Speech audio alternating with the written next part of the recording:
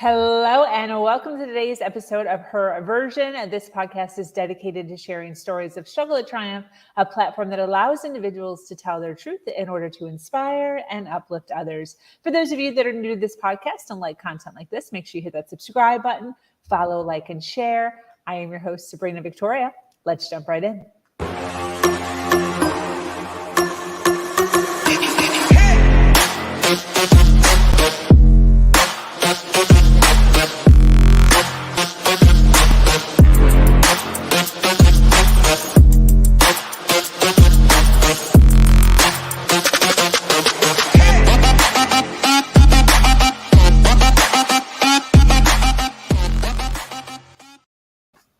Thank you for joining us today for this episode of Her Version. The Her Version platform is built on storytelling and the understanding that many times our greatest learning experiences come from listening to other people's stories. Today, I'm speaking with an amazing woman named Carolyn Choate. In her 30s with a degree in poetry, she has come here with stories, inspiration, and hope. Enduring her own journey of toxic relationships, an uncertain view of her body and sexuality, she now shows up fully in her world with no apologies. Her past has helped her realize the importance of storytelling, and she now supports clients in creating storylines for themselves in order to promote their own products and services.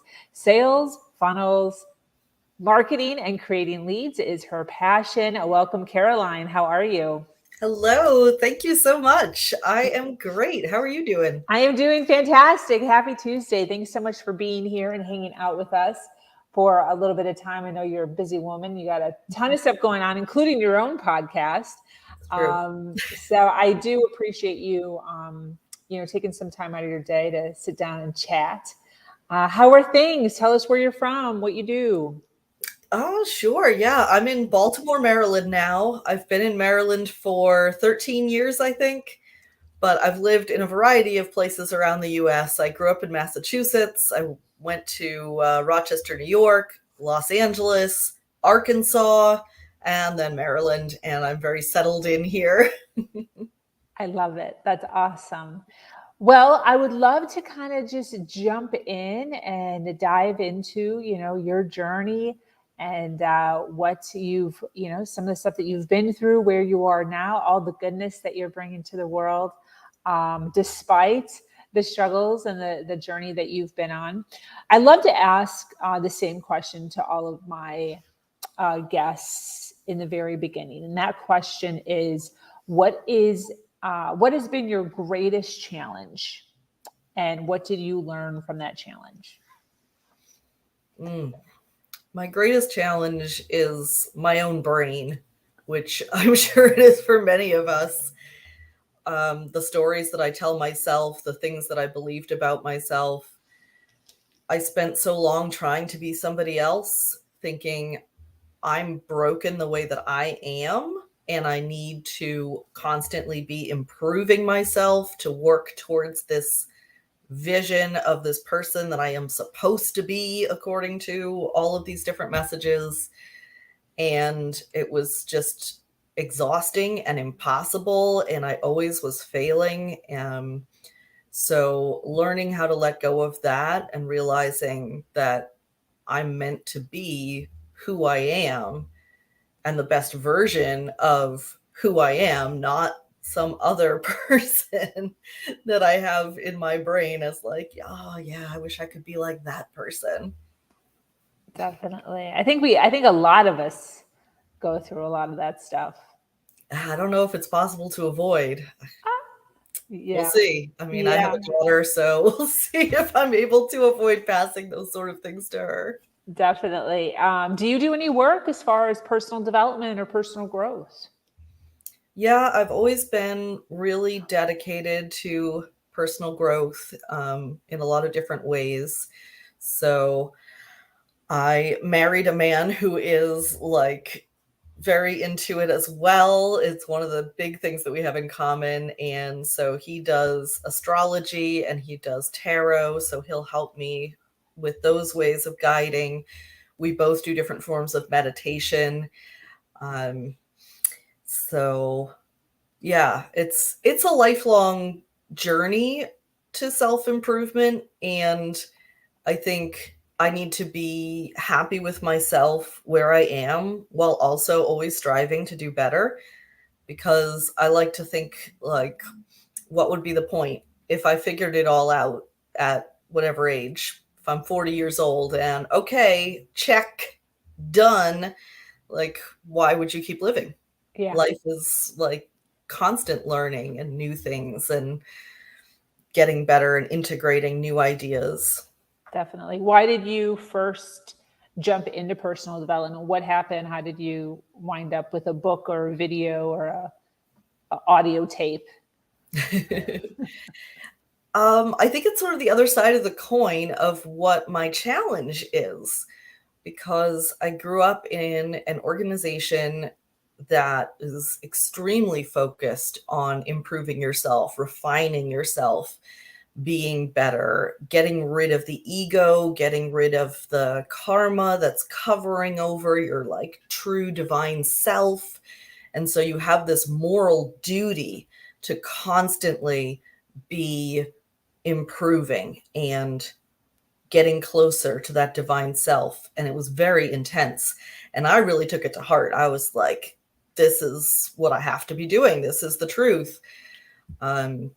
So like from the time I was a small child, I was like, okay, I got to fix this thing about myself. I got to fix this thing because this is not the higher self and this is not good enough. So it's a balance.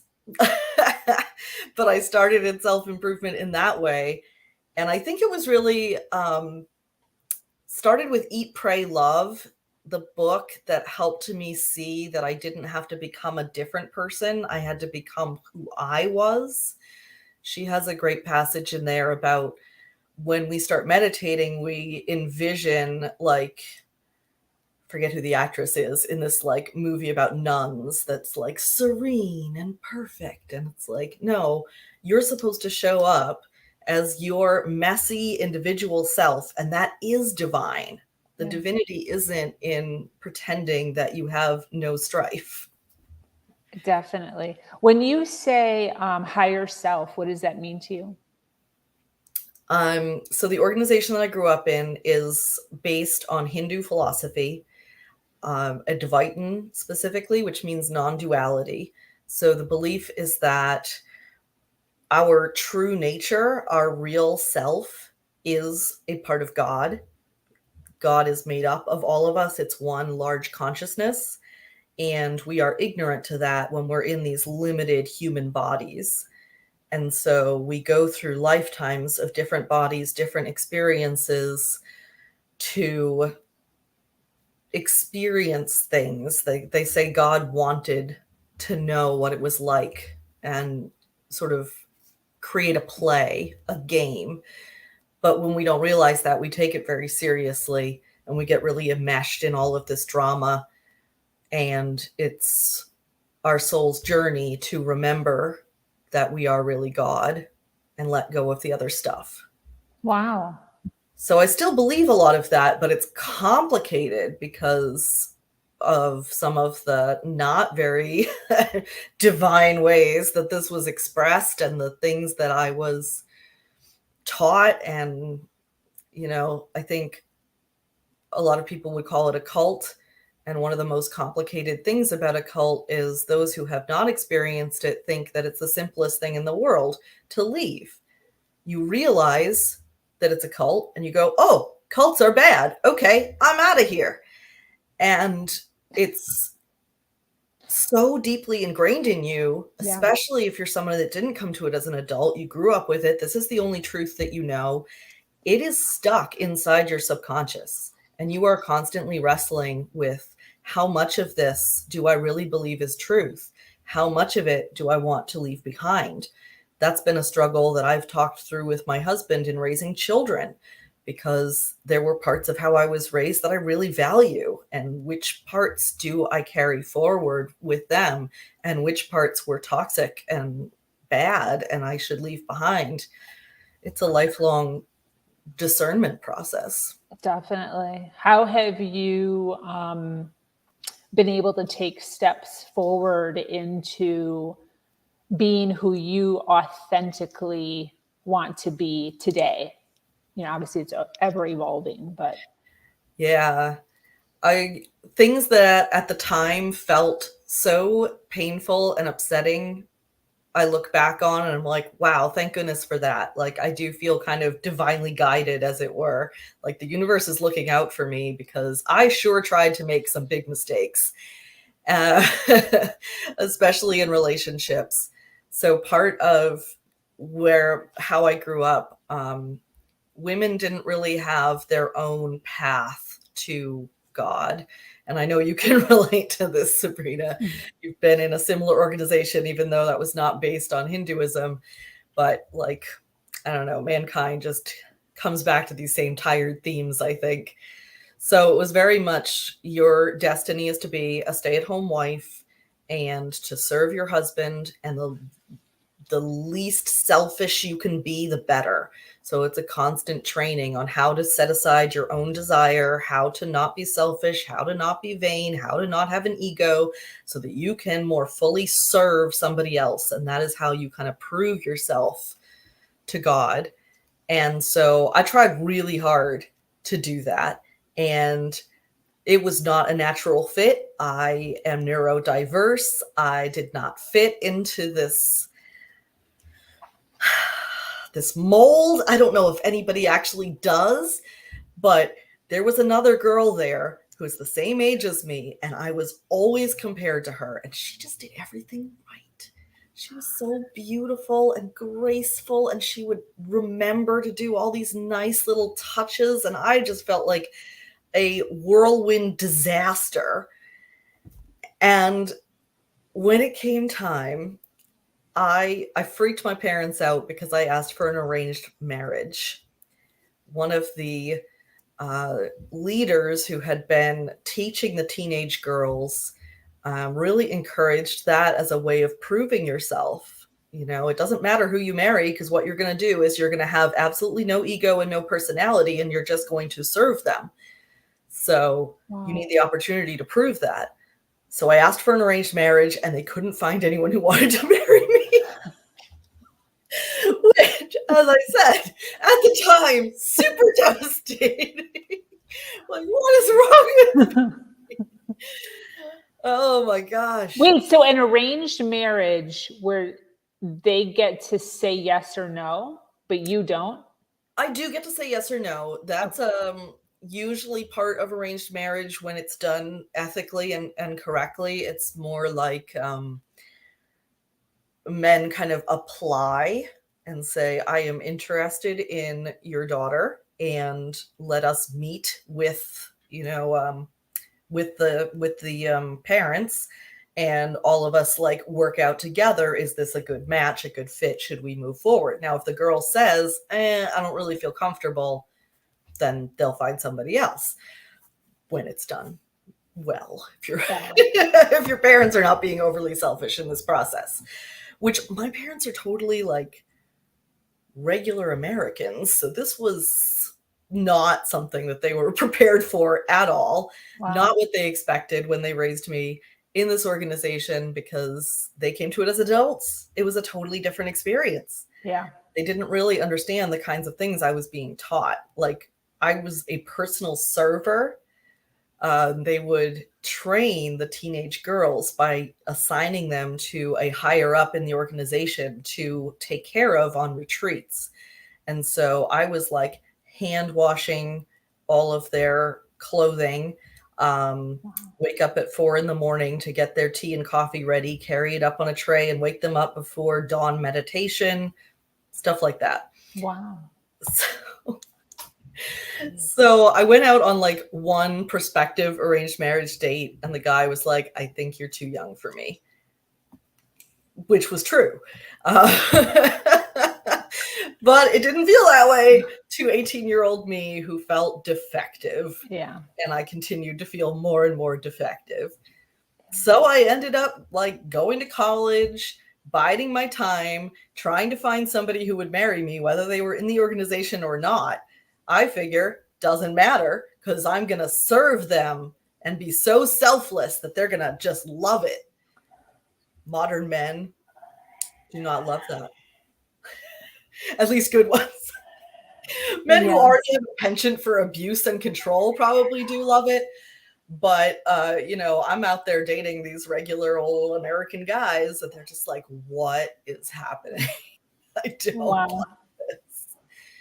So it was a really long journey. I really tried hard throughout my 20s to make somebody marry me, and nobody would. And so I finally took that step back and said, I'm tired of putting on this mask, trying to be this perfect woman, the perfect woman that somebody wants to marry. I'm just going to be myself. And if I never get married, oh, well, there are worse things in the world. I'm just going to deal with it. So naturally, that's when I met my husband. As this always happens, I just became like totally myself. And I feel like that was what allowed him to recognize me. If I was out there putting on a mask, then he was never going to realize that I was the right person for him.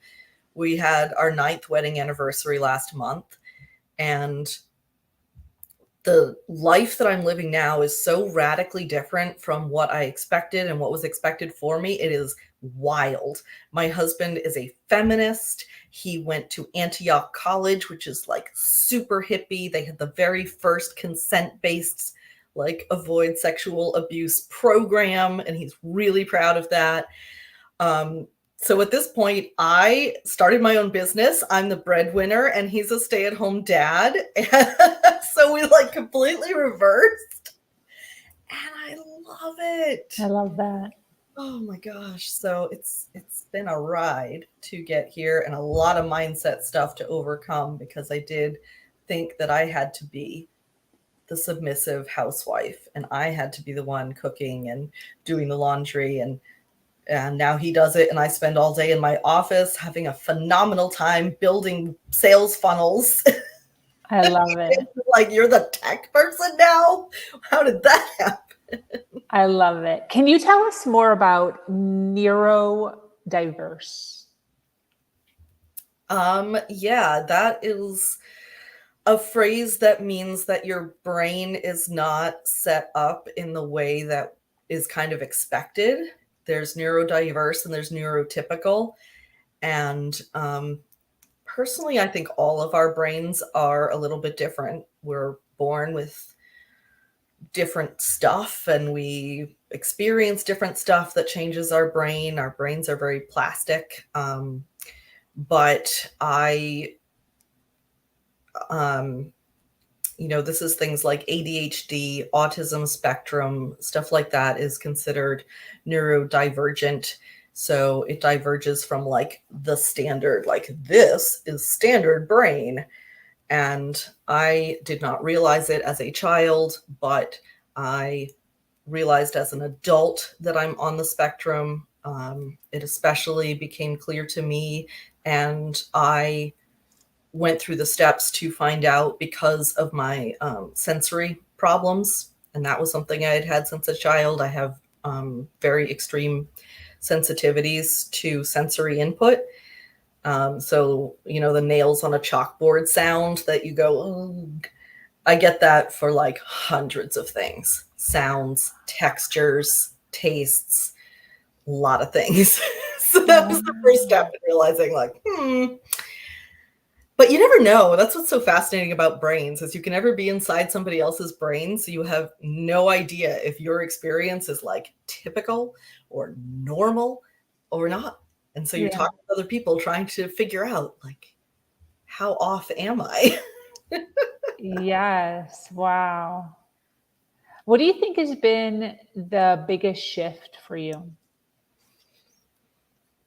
Oh my gosh. Oh, so many big shifts. I like to talk about this because sometimes people have a hard time making decisions because they think that like the decision in who they marry or what job they get or what career they pick or what they're going to for college is like so detrimental because like you're married or you're committed to that one thing for the rest of your life. Yes. Oh, that's a really good point. So I like to ask this because people have like crazy things that they've done. And you would never know talking to them now, because you just think that what they're doing now, they've been doing for their whole life. And Yeah. it's just not a thing. Yeah, I talk about this with my husband a lot because we've been able to be very flexible in our marriage and let things change as they need to. So, he's been such a good sport, I feel like, along the way, as he married somebody who had this very conservative gender role idea, and now it's completely different. But throughout our marriage, we've swapped off who is the primary breadwinner. When I first met him, he was working at a retail store in the mall, and then they closed their retail locations. And so I was a secretary at an engineering firm, and I took over while he took unemployment for a little while, figured out his next step. He told me, I've always wanted to be a teacher. And he had done some internships teaching in college, loved it, loved teaching middle school, which not many people are interested in doing. And so he took that opportunity to go back and get a master's degree in education, Montessori certificate, and look for Montessori jobs. So then he became a Montessori teacher, and I quit and started doing my own thing. And now we've switched again. So it's nothing is forever. Things can change as we need them to, as long as we communicate and we're both happy with where we are for right now. It doesn't have to be forever. He's had some really traumatic experiences with his work, and he was ready to take a break from it. And that break doesn't have to be forever. It can be until he feels ready and he wants to go try something else. Yeah, 100. Do you think he'd ever go back to teaching? I think so. I think he's very gifted at it. I think that's his true calling. And I'm sad that there's so much politics and drama behind the scenes that interfere with that. So you're both kind of teachers. I was working customer service at a grocery store, and then I was a stay-at-home mom doing direct sales on the side. And now I'm running my own company, building people's website tech. That's a pretty big shift. That is a big shift. Yeah, definitely. Are you self-taught? How did you figure all that out? I am self-taught. The direct sales for me was a really good stepping stone. I know there's mixed feelings about MLMs, but it introduced me to different concepts in marketing and made me realize that I really liked marketing. And as somebody who was a creative writing major, I had always looked down on business marketing. Oh, those things are evil and trying to trick you and stuff like that. So I got to see these other sides of marketing. And when I got in touch with a direct sales coach who teaches attraction marketing skills, she was talking about funneling people by having a blog post that links to your replicated website, and then putting that blog post on social media, guiding people. And I was like, makes a lot of sense. Very clear. And some of my other friends in the group were like, not clear. I don't understand this. And I was like, really? Do I have a talent for something? Am I actually good at something? Never felt good at anything in my whole life. So I really dove into it. I took some classes. I did some internships. I got hired by the people that I interned with. I got passed along to other clients. So it was just really clear that it was something that just clicked for me, that I really understood how to set up these customer journeys and connect all the tech so it all communicates well. And my creative writing background really came back into it, because it's all about telling a story about what people need, and showing them who you are and what you believe in and what your services are, how it can help them. It's all clearing the way, making the message clear, allowing them to see whether you're the person that will solve the problem that they have. That's awesome. So cool. And I love the example of that, because it's not like you necessarily even knew that was a passion of yours. You were just trying something, doing something, and then it caught your eye and you kind of went with it. I think that's awesome. And it also shows that you can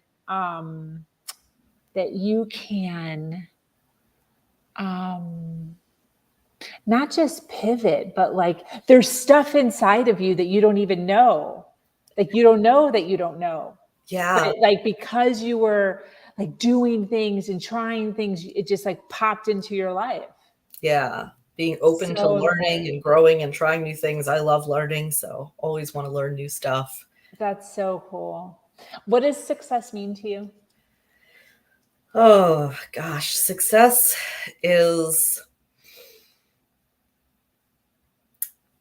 being able to support my family, being able to live a life that we don't feel tight and pressure and like, I don't know if this is going to work. Like having this ease that, that we're on the right track, that everything is working out, that we're balancing and enjoying our time together, that we have enough and not just barely enough. Because I used to be that extreme couponer, but true abundance.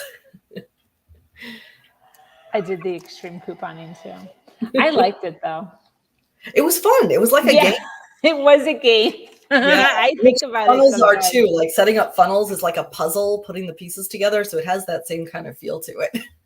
I love that. That's so cool. Yeah, I remember there was even, past the time where, I got to a financial place where it didn't make sense to do it anymore. That's what really it is. It's like there comes a point because it takes time. It does. So it's And great I for think like that was stay-at-home a huge moms. mindset shift too, because I went from thinking I need to scrimp and save, and I'm doing like, those little Amazon surveys for a few cents and watching it add up and getting gift cards and like a very scarcity mindset kind of thing, just like trying to save these little tiny bits. And now I flip-flopped entirely and I'm seeing how like that's exhausting. And it serves you far better to focus on growing your income rather than just trying to save more of what you have. I mean, do both, but now I'm seeing so much benefit in like, let's focus on the bigger things and how we can expand and grow my income. And it feels a lot nicer. Yeah, I bet for sure. When you think about, all the stuff that you went through as a child or young adult, there was some verb or some words that you used regarding like how you felt or your self-worth, your identity. Obviously you've gone through a whole journey from then till now. What would be your advice as far as, women who are in that same spot, regarding being good enough? Like, when is a person good enough? Always. You're born good enough. Absolutely.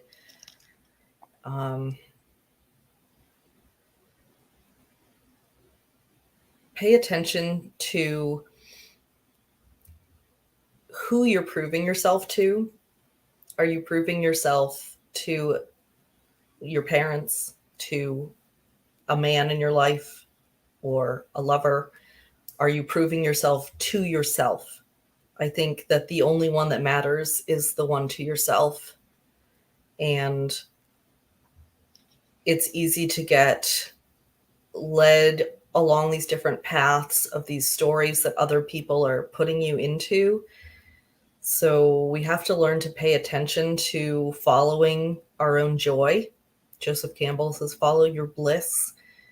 It's a barometer inside you. So try out different things, do different hobbies, and see what is the thing that's making me feel light and joyous, and do more of that.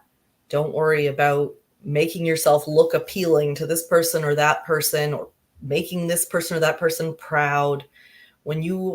My personal belief is that when you really dig into your passions and the things that light you up, it just makes you a magnetic person. It takes care of all of that other stuff for you. Young women who, like me, are trying to like attract a husband and want to like constantly be thinking about how can I meet men? How can I make them interested in me? The advice that I always give them is focus on what you love doing, and the right men are going to appear. I mean, I don't want to assume that you're hetero in this story, but for me, I was. Yeah. The right person is going to appear and is going to be able to see you because they'll see that joy and passion and will come into your world. So I really wish that I had spent more of my 20s focusing on myself, focusing on the things I loved, developing my hobbies, and just letting things be more organic. Yeah. I think that's good advice, not only for when we're young, but also for those that are starting over. There's people that have lost their spouse. There's people that are now divorced, and it's not over. I mean, you can take that time, like you said, that you wish you would have done in your 20s, and you can do it in your 30s or your 40s or your 50s or your 60s. If you're, at that point, and find yourself where you are now, it's not the same. I'll tell you a funny story about what broke me out of a toxic relationship. I love that. I don't know if this will be useful advice for others, but this is how it happened for me. I got into a relationship with someone who was very emotionally abusive. He had not yet become physically abusive. There were definitely signs that he was on the way towards that. And it was remarkable to me looking back at it that I ended up in that situation, because we do have this assumption like, oh, I'm smarter than that. I won't end up in that situation. It can happen to anybody, any background, any education, any amount of money. Like, it's very easy, especially I think as women, that we devalue ourselves enough that we feel like any amount of attention, any amount of supposed love has to be fought for. And, he would tell me things like, you're so lucky you have me because nobody else is ever going to want you. Why did I believe that? I don't know. There isn't anything obviously like that wrong with me. How did he make me believe that nobody else was going to love me when I'm just like a pretty average, regular person? But he did. And these are the mind games that abusers do, because they want to have that control and they want to make sure that you're not going to leave them. They know that they're not going to keep you by their winning personality. So they're going to keep you some other way. So I'm deep in that when we hadn't been getting to spend much time together. I was working. He did not have a job. I was working answering customer service calls for freecreditreport.com, which was horrible. Awful experience, because every single one of those customers felt like they had been tricked and were being robbed. So a lot of screaming. So I'm like, what can we do to like spend some quality time together? The new Star Trek movie is coming out. What a great fit. It's a guy kind of movie, and I'm a huge nerd. Perfect. Okay, we'll go to this movie together. So I bring it up to him and he's like, okay, we make this plan. I don't care for popcorn. I'm a sweets person. So I'm like gathering coins to be able to buy candy when we get there. And he took that as like a personal affront. So like he wouldn't let me get near the counter at the movie theater, and he got popcorn and sort of like elbowed me out of the way so I couldn't get candy, and then told me if I didn't eat the popcorn, he was going to be furious with me, that like I better not make a fuss. And then through the whole movie, he's like grumbling and grouching and saying things, and I can't follow what's happening. And afterwards, we're like standing outside the theater, and he's yelling at me about how much he hates Star Trek. And he's so mad that I talked him into this, and it was awful. And then he left me there. He drove away. And he came back and got me, and I went home with him, and I went outside and I sat in a parking lot nearby in my car, and I thought, how can anybody who hates Star Trek love me? Star Trek and me are the same thing. And that's when I decided to leave him. That's great. So it wasn't all the other stuff. It was the Star Trek. But that's a great story as far as through the mind fog. Yeah. That's a great story as far as being good enough, because that's the stuff, that's the stuff we let people do these little things to us. We're looking back. It's like, what the frick? Like I should have walked out immediately. I shouldn't have even been in the movie, and that should have been the end of it. But we, sometimes, put up with stuff that's way beyond what's healthy. Yeah. Because of how we feel about ourselves. Mm-hmm. Exactly. Yeah. We value ourselves so little that we feel grateful to have a little tiny scrap of somebody saying that they care about us, even when they prove by their actions that they do not. Yes, I agree. What would you wish for? I would wish for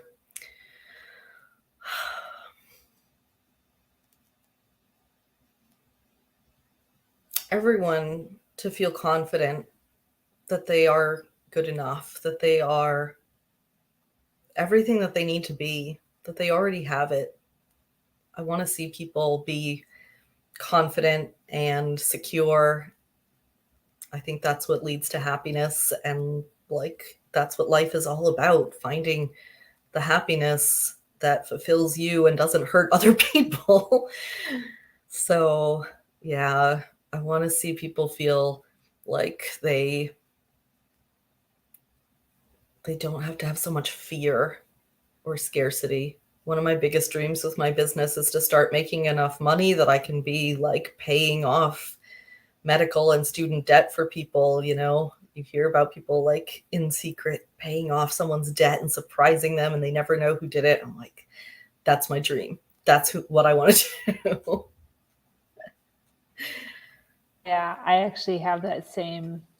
I watched, like on TikToks or YouTube sometimes, and I'm just like, that's just got to be the best feeling to be able to do that. I was watching this one the other day where a guy was going up to random people and he said, "Do you want $1,000 cash?" He had it with him. "Or do you want to give $10,000 to somebody else in the store?" So there was two people that he filmed. There's probably a ton, but two people that took the 1,000. They came up with, which was very nice. Like he was fine. He gave it to him, end of story.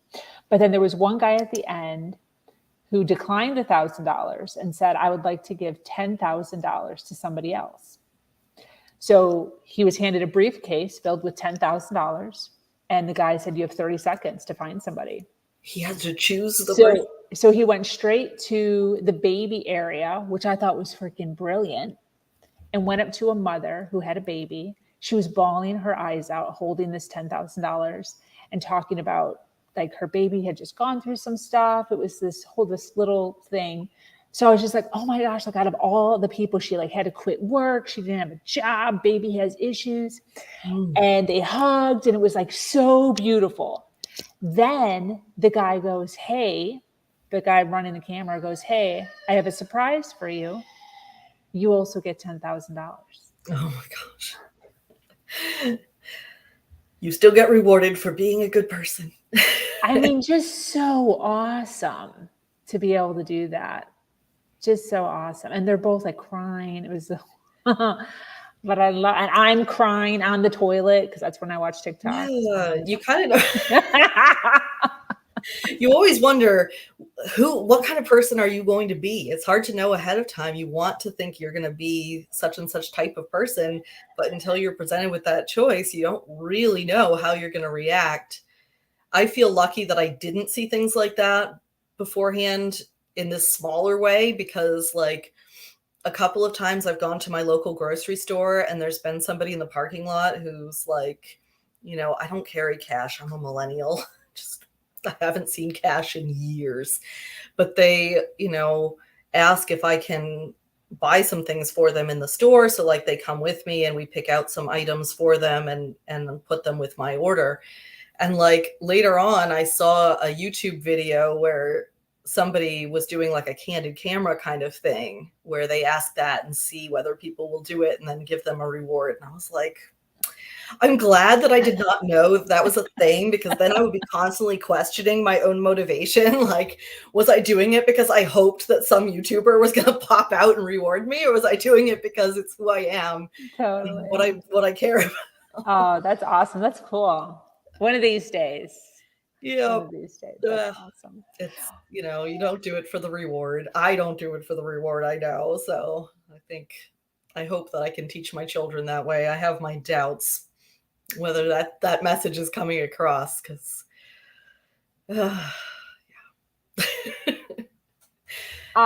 So I want to take some time to talk about your business and all the awesomeness that you do.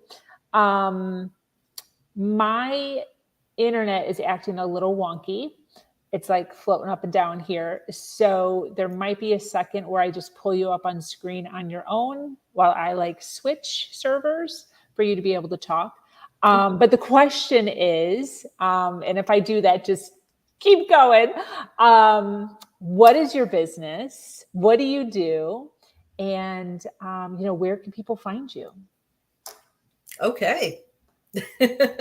We touched on it a little bit. My business is building sales funnels, which is kind of a buzzword. People may have heard that and think, oh boy, that's pushy and aggressive and this like bro marketing with the baseball caps on backwards. And that's only one way. It's not the only way. A funnel is a few things. It is a way of supporting people through the process of a customer journey. So if you have a service or a product on your website, how are you guiding people that you meet on Instagram and bringing them closer to what you do and helping them to learn about who you are and what you do and understanding whether your products or services are right for them? So it's kind of like building a bridge, and you're making sure that you're really staying with them throughout the process, guiding them and supporting them. But you don't have to do that manually, because if you do that manually, like, you can't scale. If you're like each and every individual person, let me take you through these steps. So we automate a lot of the process to save your time and energy for the parts that require more, like delivering for those clients. So bringing in the leads, nurturing them, helping them understand whether they want to work with you does not need to be a one-on-one touch point with you. So you can reserve your energy for those later points. Another really great thing about a funnel is you definitely want to have a list builder funnel. This is the simplest funnel and the one that everybody needs in their business if you have any kind of online presence. What it does is it captures people's contact information. And if you are bringing people to your website and you don't have a way to stay in touch with them, if they aren't ready to purchase what you have that exact moment, they disappear. They bounce off your site. You probably never see them again. So this is why we want to give them that in-between step where they can stay in touch with you, because they were interested enough to come to your website. So if you have a way to stay in touch with them, build that relationship over time, you'll be there when they are ready to purchase it, or help them make the decision about whether it's something they actually want. So that's what a simple list building funnel on your website is for. This is where you give away something of value, some kind of a freebie in exchange for the email address and permission to contact them. This is something that sometimes people look down on and are like, oh, tire kickers are going to come and never be serious about buying from me. But they really are paying you for this freebie. They're giving you something extremely valuable in internet currency, and that is permission to contact them. So treat that with respect. Be glad for that. And not everybody is going to be ready to buy right away. In fact, most people are not. And so somebody may be in your world, on your list, learning about you for years before they put up their hand and say, I'm ready now. I want to work with you. So I believe in always treating those leads with kindness and respect, and being joyful that they are in your world, that they are staying and learning more about you, because eventually they'll learn enough to feel confident and trust you enough with what their problem is to come and solve it. So that's the kind of sales funnels that I believe in and that I build.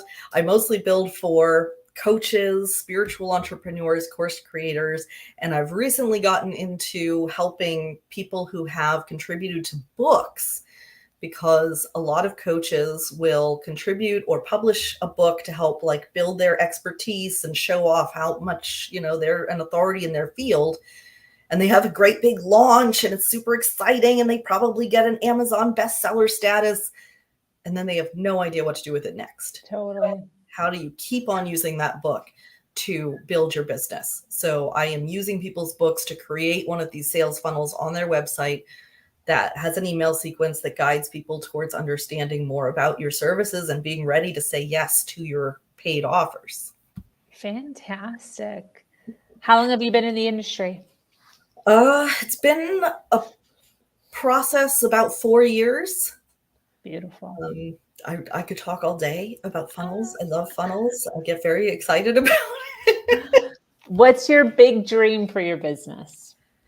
Oh gosh, what a good question. It's not the hugest dream. It's like I said earlier about success. I want it to be supporting my family and bringing us enough abundance that we don't feel tight, and enough abundance that I can help others. So I guess I kind of want to be known as a sales funnel lady. Like there's a lot of sales funnel dudes out there. So I want to be that option for the gentler, kinder sales funnels. If you're looking for somebody that, the energy is a little bit different, then, I can step into that space and help you. I love it. That's fantastic. Where can everyone find you? I have a website at www.increaseyouриmpact.life, which is written above here, but you do unfortunately have to put the www. I have been fighting with my DNS records trying to make that not the case, and I'm still struggling. So there's always something, even though I'm the tech person. But yes, that is my website, and I have a work with me page. There's a variety of different things. I do done for you funnels. I have a course where you can just go through and do it yourself. I have hourly if you just need some tech support. I can help you figure out what's the best platforms to be using, the best softwares to be using to really make it all communicate smoothly for you and for your leads. Fantastic. I love it. So awesome. What a crazy journey. I love hearing about the pivots. To me, that's just like the best thing ever, to see where somebody's come from, and the ups and the downs. And then, the people who have pushed the envelope and who are trying new things and doing new things and, thinking outside the box. It always creates just such a beautiful, awesome journey. And a lot of times those are the people that are doing things that they really appreciate, because they're not afraid of change. They're not afraid to pivot. Yeah. Yeah. It can feel slow when you're looking forward and looking at everything that you still want to accomplish and still want to get to. But then you take a minute to look back and go, whoa, I've actually come a really long way. Yes, absolutely. Well, that's fantastic. I so appreciate you coming on, sharing some of your story. For those of you listening live, if you resonated with Carolyn, her story, and the awesomeness that she's doing right now, make sure you check out her website, follow her on social media. We love to connect our guests with our audience. So any closing thoughts before we wrap up? Oh, it's so delightful to talk to you. And I love meeting the other women in your audience as well. We've been able to connect with a few of them in Facebook, and it's just so wonderful. So I'm grateful for this opportunity. Yes. Awesome. I love that. Well, thank you so much for joining us here. If you are watching on the replay, make sure you hashtag replay so that we know that you were here and we can shoot you some love. This community is expanding every single day and is filled with females who are striving to do better than they did yesterday. For those of you that are new to this podcast and love content like this, make sure you hit that subscribe button, follow, like, and share.